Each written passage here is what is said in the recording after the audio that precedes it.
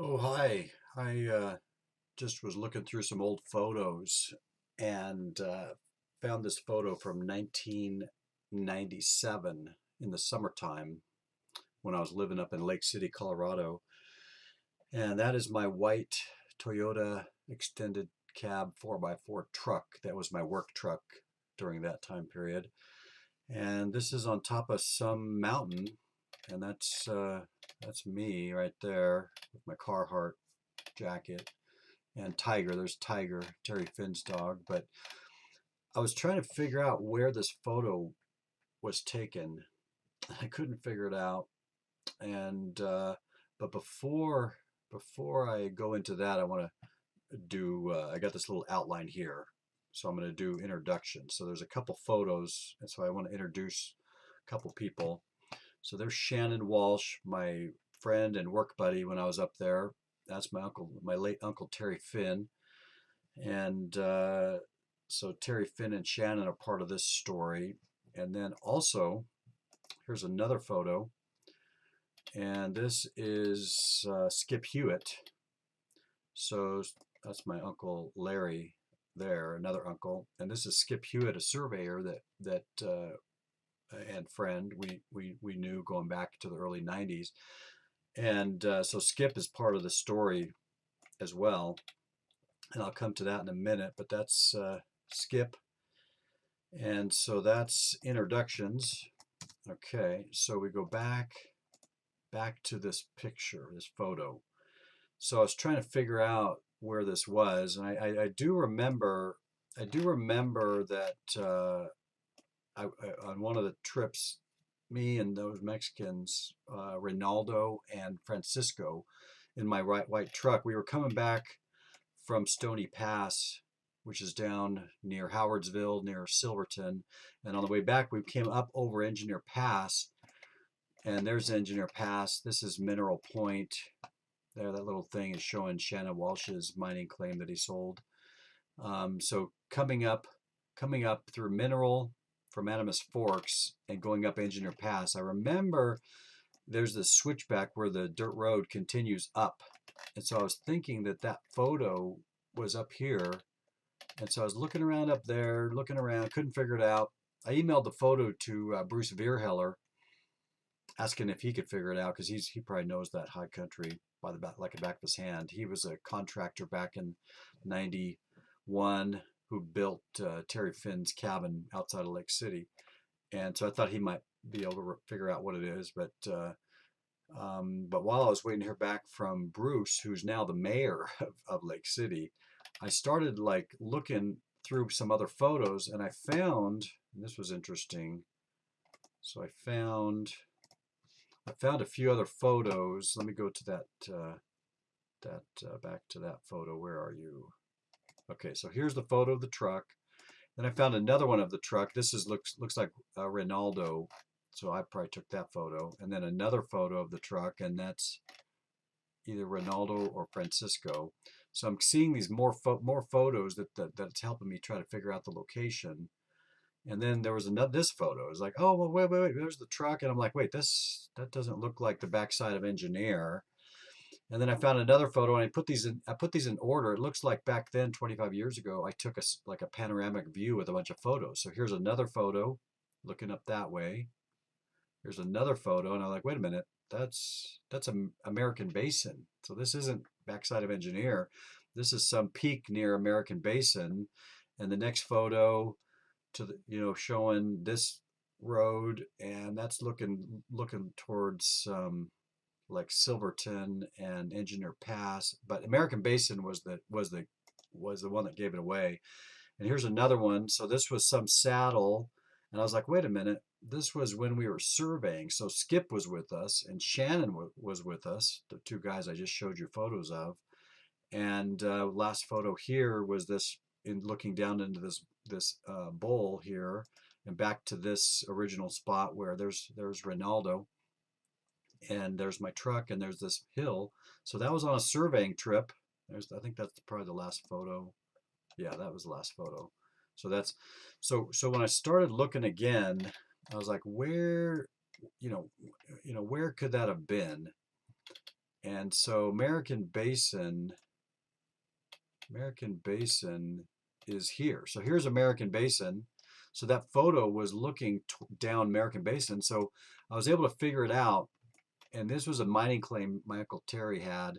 And this was a mining claim that Skip helped us survey, and Shannon Walsh was with us that day, and it's right above Schaefer Basin. So here's the truck photo. I showed you Engineer Pass. So one thing was Terry bought a dozen high country mining claims, and Skip surveyed most of them or all of them, and they were part of a hut-to-hut system. So I want to talk about that hut system. And so Terry was creating a hut-to-hut system that would allow people to go camp out, and so he did one here at Palmetto. So at Palmetto Gulch, he did a footbridge and a cabin, and that was part of the hut-to-hut system. That was the first one. The second one he built was North Henson over here. So somebody could drive up, and hold on a sec, that's the wrong thing. I need this. So somebody, I'll put that over there. So somebody could drive up, park at Palmetto, and hike up Palmetto, past Wild Horse. I clicked the wrong thing, so hold on. Clear path. They could drive up, park at Palmetto, hike up this way. They could stay at Palmetto 2 or 3 nights, go past Wild Horse, across over to North Henson, and then stay at North Henson cabin, 2 or 3 nights. And that would be the first leg of their hike, and that's probably like a 4 or 6 hour hike. And then from there, there was this other property Terry was looking at, and so if he built one up here, if it was feasible, that'd be a cabin up there. So somebody would leave North Henson cabin, and they'd hike down through Capital City, and then they'd hike up through Schaefer Basin, and they'd get up to this cabin up here. Okay, so that's the hut-to-hut system. I already showed you the truck photos, so that was out of place, but truck photo surveying. Now let me show you this surveying, because this was really interesting. So we were trying to figure out how to get up to that spot, and the only place to get up there was the backside of Engineer Pass. So here's Engineer Pass, which is about an hour and a half outside of Lake City or so, and there's the pass right there, where it goes over and down. It drops down into Animas Forks, an old ghost town. That old ghost town is right down here. Okay, down here. But right up there near Cinnamon Pass, we found that there was this road system that was right here, but it was closed, marked off, and this is national wilderness, so you're not actually supposed to be driving on that stuff. But right here, we waited till there weren't any Jeeps coming and going that would report us. And then what we did was we took off from the Alpine Loop right there. The pass is here. Went across this road, and it was about 3 or 4 vehicles, or a truck. Skip Hewitt's truck was probably there. Terry's truck. We had a couple ATVs. And then I want to just show you this path we took that was just really interesting. Let me move this over here so you can see the distance as we're going.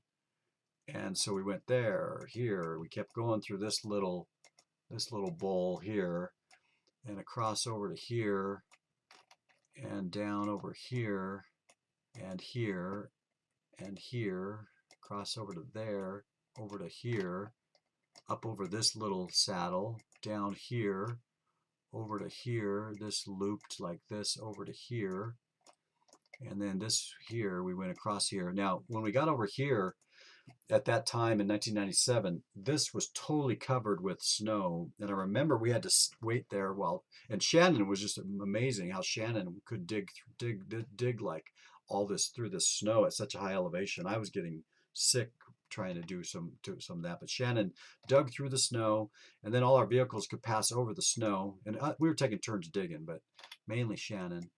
And then that we kept going along here and here and here and here and across here, oops, over here, and then we got up to this spot, along here, here,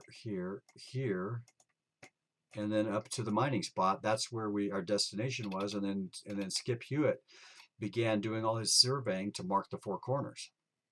So I'm going to ask Skip if he can send me a KMZ file if he has one for that mining claim. That way it'll show the mining claim corners on this property.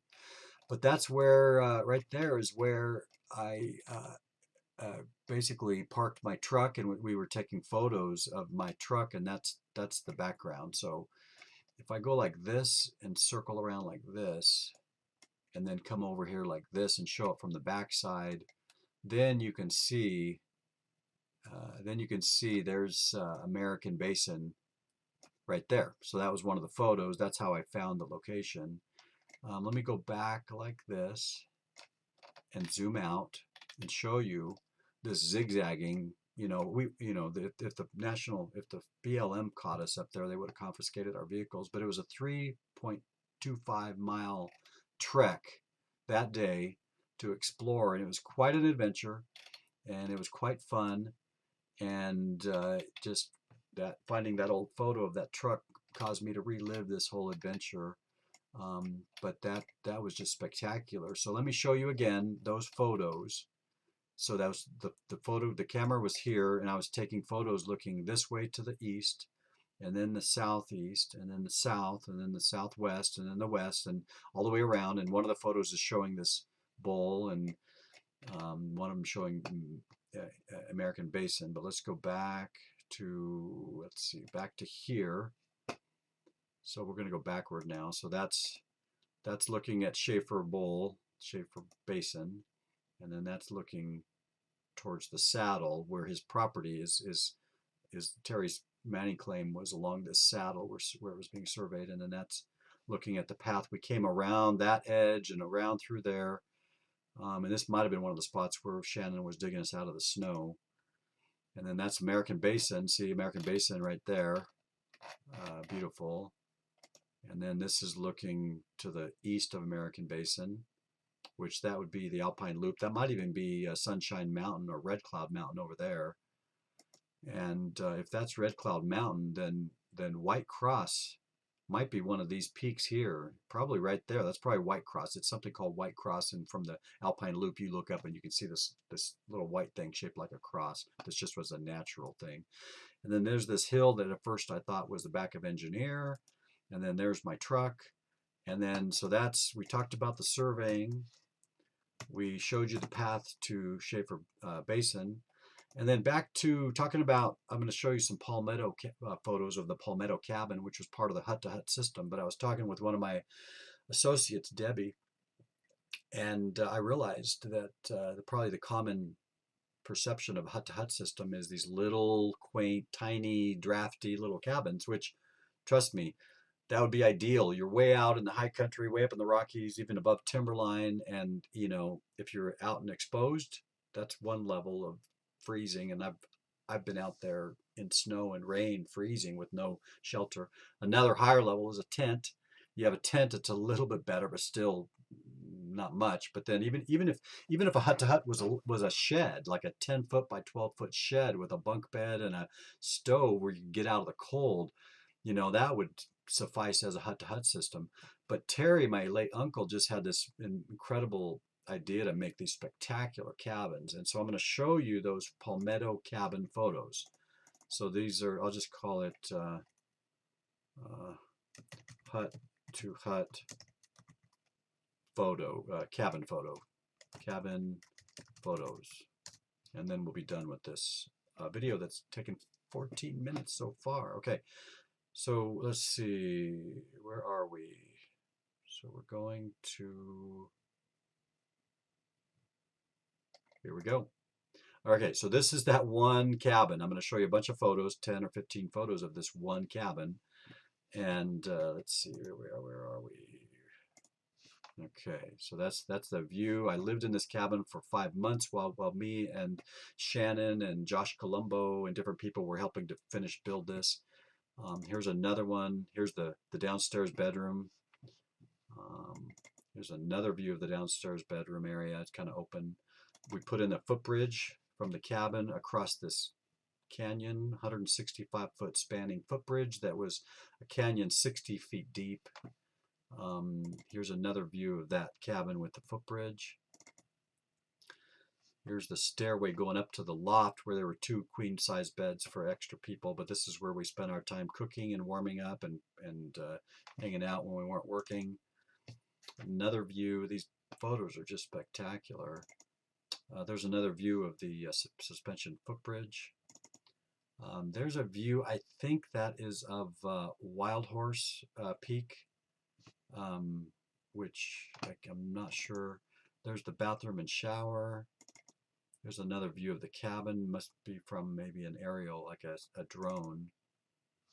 Okay, another photo. Here's the cabin. This is going down towards, oh, so there's Gravel Mountain. And from this cabin, Palmetto Cabin, you can see over here, this is right where that Schaefer Gulch is. It's over there. So that's kind of giving you a perspective of that.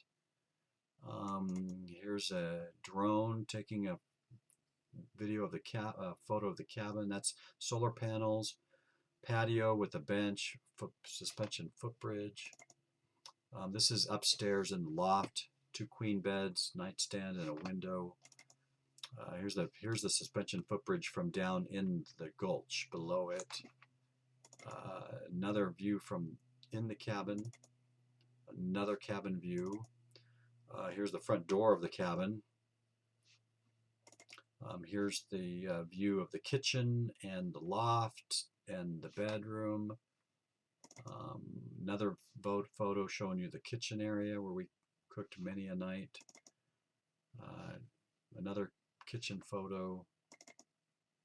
Another loft photo with the beds. And then there's that. There's the cabin looking from another view. So that's where we are. So that's the hut to hut, and so yeah, so what an adventure. Anyway, thank you if you've made it this far through my video. I hope you've enjoyed it, and stay tuned for another video sometime when I have time. Bye for now.